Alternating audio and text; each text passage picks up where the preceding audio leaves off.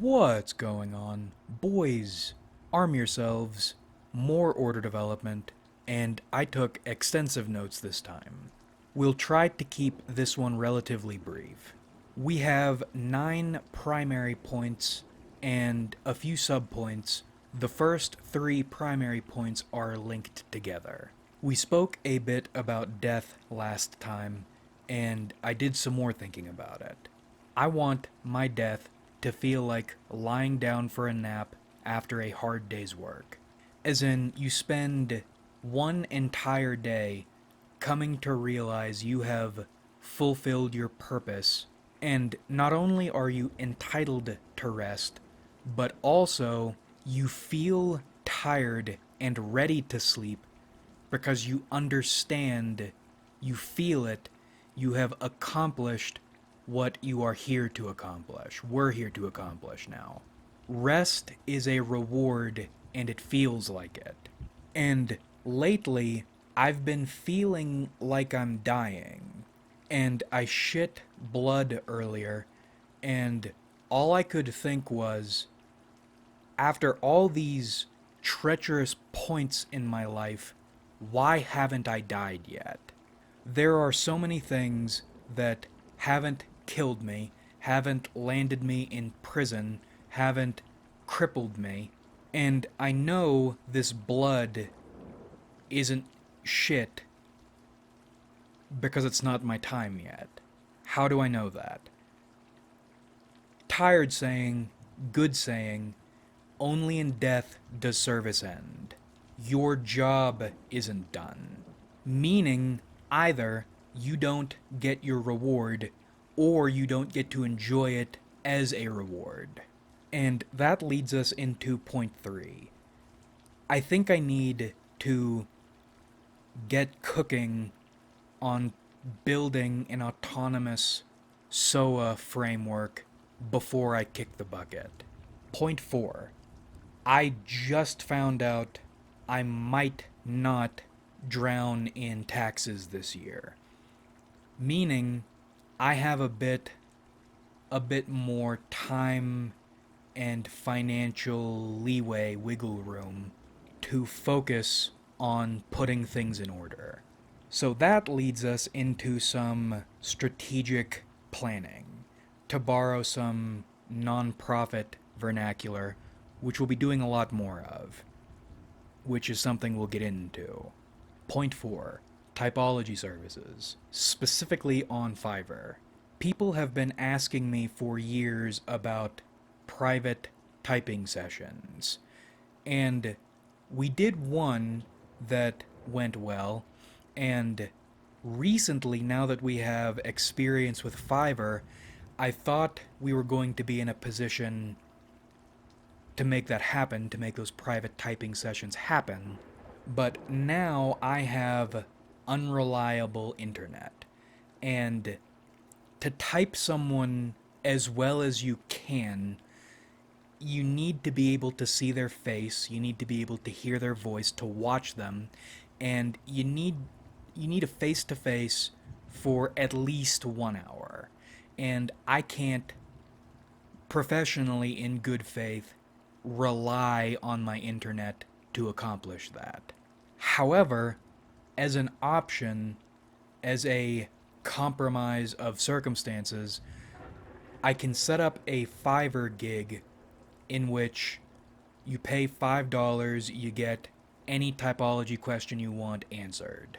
That is the same amount of money YouTube charges you for a low-end super chat in a stream that limits you to 150 characters, and YouTube takes, or Google takes, a 30% cut, not including taxes. Fiverr doesn't limit you, won't auto-filter you, and takes only a 20% cut before taxes. Now, compared to a few $100s for 15 minutes, or $20 minimum to ask a question, once again with limited characters that may or may not get answered in a stream, I think Fiverr for $5 is a decent way to do it.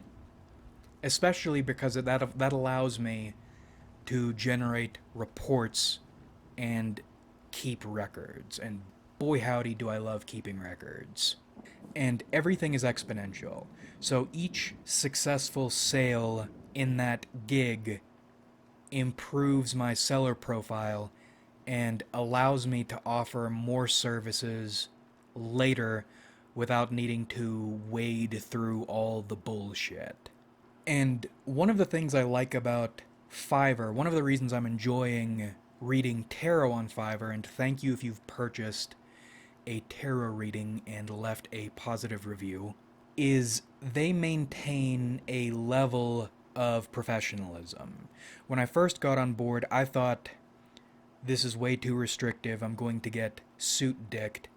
But instead, that once you understand professionalism a little bit, or that culture, that language, you can learn to make it work for you, and praise be, I have, so far.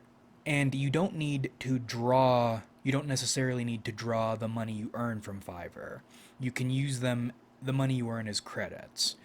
Meaning, and the reason I like that professionalism is, if a Fiverr seller is rated well, they probably do good work. I roommated with this inventor dude back in university, and each time he would set up a business, he would go through Fiverr to get someone to help him put together all of his advertising stuff. And it always turned out well. Meaning, we can use our spend money to make money, right? We can use the credits we earn to purchase assets. Things that look better than we can make them, things that travel better than we can make them travel. They also generate very nice, clean financial reports. Boy, howdy, do I love record keeping. As an ecosystem and as a resource, I like Fiverr. Point 5, Patreon.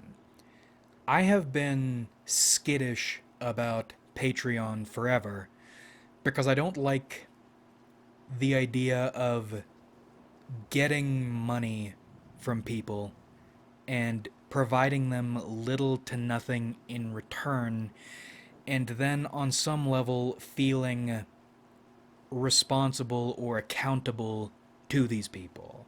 It's why thus far I have stuck to selling goods and services and receiving sporadic donations. However, something I learned from the nonprofit model, specifically nonprofits that employ members, and what you're using money for and why people are giving you money.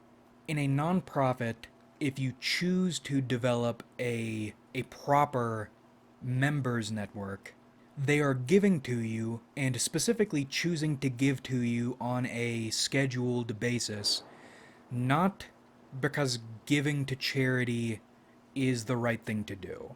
And a lot of them do donate or become members for tax write-offs, but you can accomplish that easier with scheduled but not exactly membered large donations. People become members for different reasons. One, they are giving you money to fight for, to propagate, to educate people about something they believe in. They are using you like an alchemist. They are converting, transmuting their money into their values acted out. A member, prospective or tenured, may not have the time, the energy, or the skill set necessary to do something they think is important, but they still want to see that important thing done. Or, if you're a scummy nonprofit, at least to feel like that thing is being done.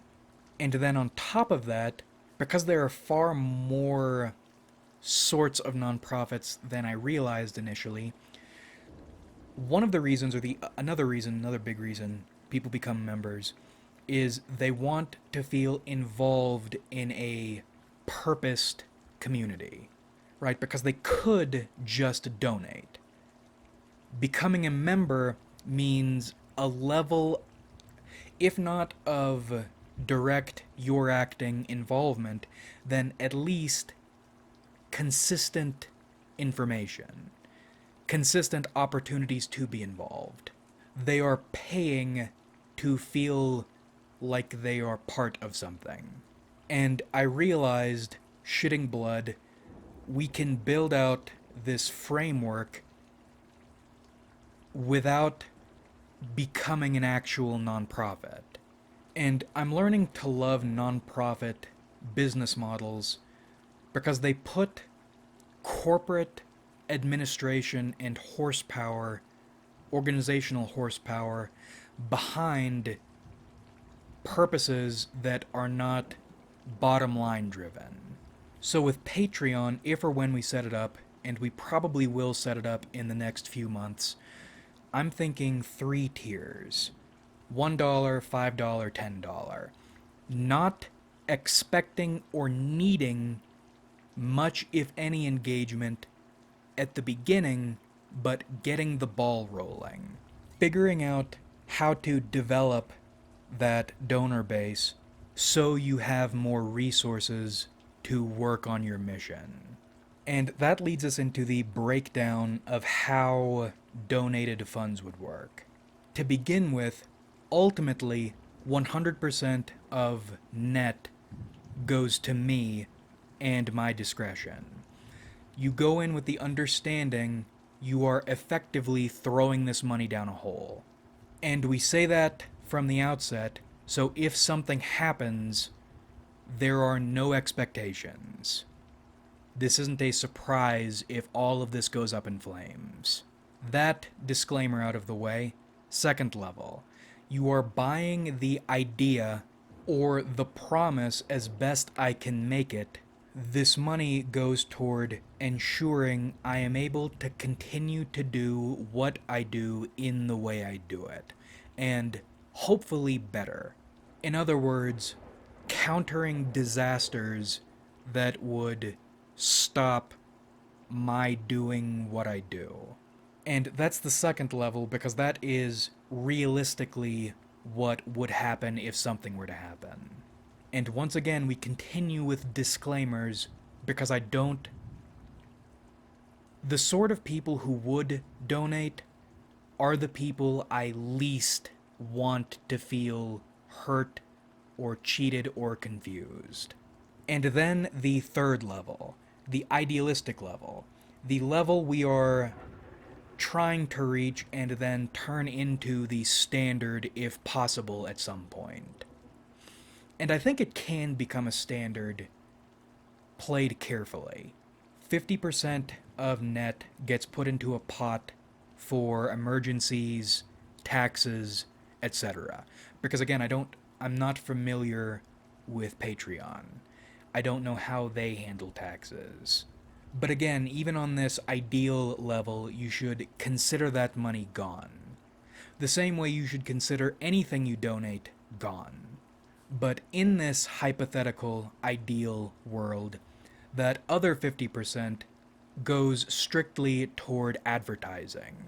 AdSense is nice because you can build small campaigns around small budgets. And once again, not trying to change the world with these ad campaigns, but figuring out how they work. So if we get to that larger scale, we can run them at that larger scale because we already know how to do them. All with the ultimate goal of making SOA ideas accessible to people who want them, or exposing them to people who don't. Because people who don't, we're learning this more and more every day, but it's the people who don't like you who are going to spread you around, make you known to more people, so you can get that contrarian percentage on your side, at least temporarily, and then permanently on your side, the percentage of SOA type people, SOA inclined people, from those contrarians. Essentially, you go into this expecting your money to be lit on fire and hoping more people get exposed to a set of ideas you find valuable. Or at least these ideas are made more accessible to people. Transmuting money into service. And in nonprofit speak, this is called mobilization. Not just waiting for service requirers to find you and come to you, but making your organization available to them, reaching out to them. And then for the community aspect, which is difficult because two fundamental difficulties with a serious community aspect.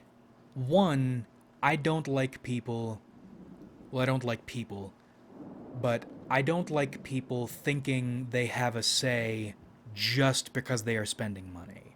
That's part of the reason why I've never gone for Patreon thus far.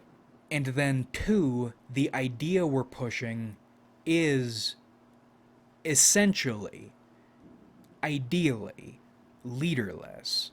And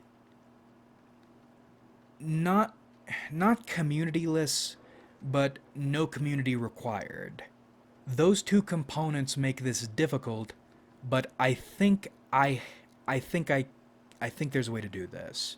Firstly, disclaimers. I love record keeping. I love disclaimers. Because disclaimers mean people know what they're getting into before they get into it. Create disclaimers for everything I just discussed. And then maybe 2 community aspects, maybe 3 depending on how you look at it. Firstly, make available channel and AdSense analytics reports. This lets you see what your money is doing. And I will say, it is fun when your channel gets to a certain point, it does start feeling like a game. Meaning, more than just seeing what's happening, some people are going to know how to do what we're doing better once they have all the numbers in front of them. So, anytime you open up anything to a community, you're going to get a bunch of dummies saying bullshit and being useless. But the reason I try to keep my eyes and ears open in the community is occasionally people have really, really, really good ideas. And those are the people you put on a pedestal and consult. At least as long as they stay valuable. I raised my eyebrows. You couldn't see it. I hope you could feel it. Disclaimers for that, too. But involve worthwhile potential officers. Make the game available to people, and then let the people good at playing it play it. And then third, maybe, I used to screenshot comments that meant a lot to me. If we get the ball rolling, make the names, usernames, and avatars, whatever, anonymous, of course, but make that input available to donors so they can feel the effect their money is having. Because although I am a dickhead and am becoming a stonier dickhead, I think some people would enjoy that feeling. Number 7. More ebooks, and not fiction. First one, easy one, Our House Cognitive Functions Typology reference book. Short, 99 cents. Explaining basically what I think cognitive function typology is and how one might get the most out of it. In other words, instead of having 5 PDFs about typology and then giving that to someone on a flash drive and trying to explain it all to them like a crazy person in 5 minutes. Give them one guide that sets out not to answer every question in typology, but to establish a framework from which you can extract a lot of value. And then the next one is a basic SOA handbook. And I've wanted to do something like this for a long time, but I think, well, there are two big hang-ups. We'll go over the second one later. The first one is, how do you explain an existential problem to someone who doesn't see it, doesn't think it's important if they do see it, or doesn't want to see it? The answer, I'm learning, is you don't. If someone doesn't see it, or doesn't want to see it, or hates the idea that it might exist, you are never going to change their minds.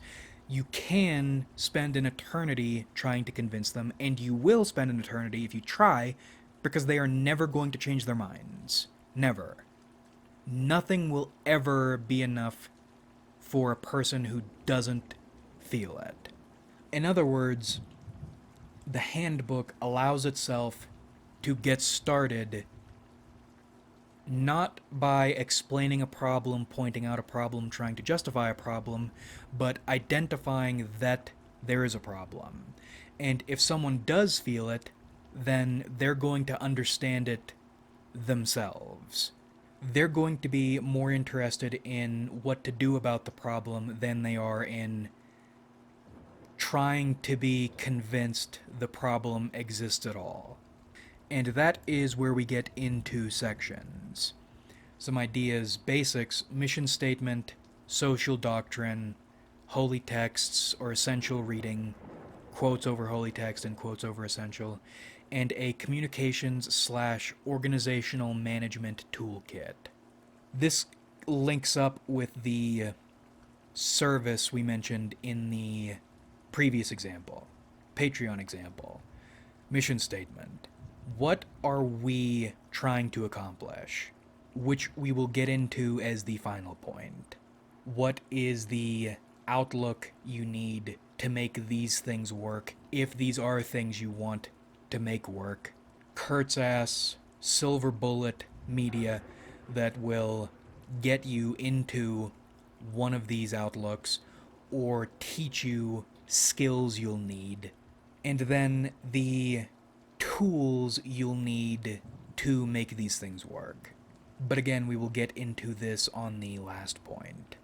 Point 8, more purposeful videos about skills I'm learning from my job or that people would find valuable about the nonprofit structure.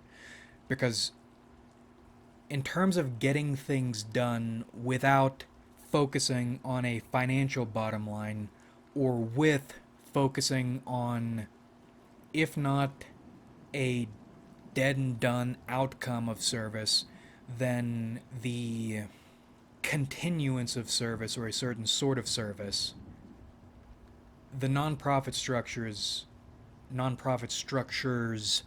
are golden.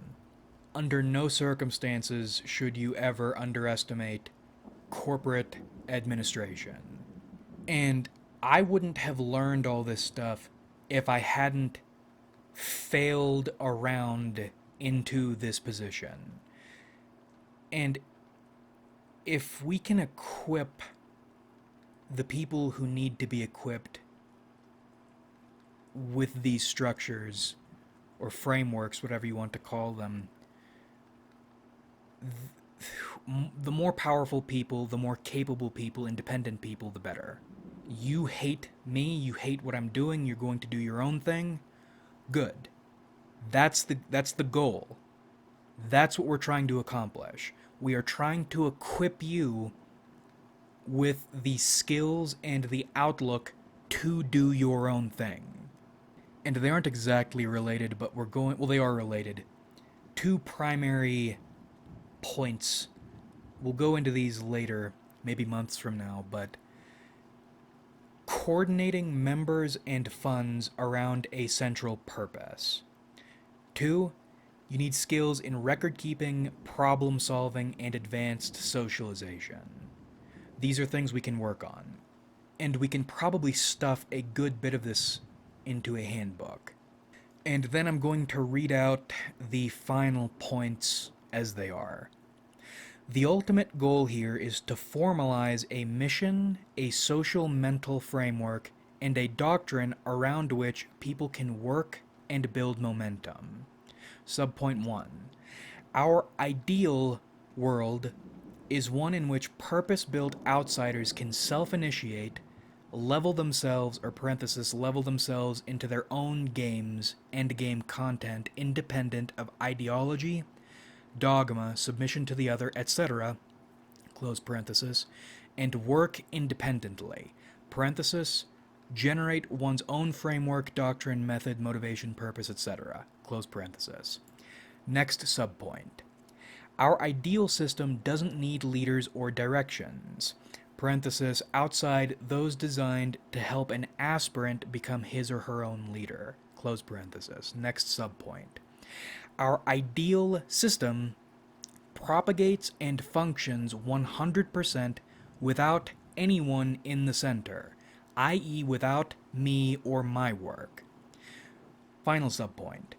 Our mission is to equip aspirants with the tools necessary to self-initiate / jumpstart themselves out of the starting zone, parenthesis, a controlled mindset / perspective in which most humans spend their entire lives, close parenthesis, and then to pursue their own goals, open parenthesis, almost always in opposition to aggressive majorities and repressive powers, close parenthesis. Remember the Skimmerlit image in the What Are We Doing video? The highest level. We are working to give people, as concisely as we can, the information they need to get outside this shit as much as they can and work on whatever they need, feel they need, want to work on, without ending up slaving for somebody or something else, as much as that is humanly possible. So none of these steps are in place yet, but now we have a strategic plan. These are leveled but very achievable goals. And I just realized it didn't save the other segment, the other point, for some reason, but I am too tired right now to try to dredge all that up. The essence I'm remembering is we aren't trying to teach someone something by forcing them to follow a path, which is indoctrination. We are trying to equip them to jump off the cliff into a pool or into an ocean without drowning. From which point, after they've survived that jump, worked up the nerve to jump, and then survived the fall, go wherever they want to go. That's what we're trying to do. And then 3 final text notes, because they are here. You don't need to do everything, but you must do everything you can. Think and fight for yourself and for your God, nothing and nobody else. And our motto is a sword when you're high, a shield when you're low, and a map when you're lost. Like if you enjoyed, subscribe if you haven't.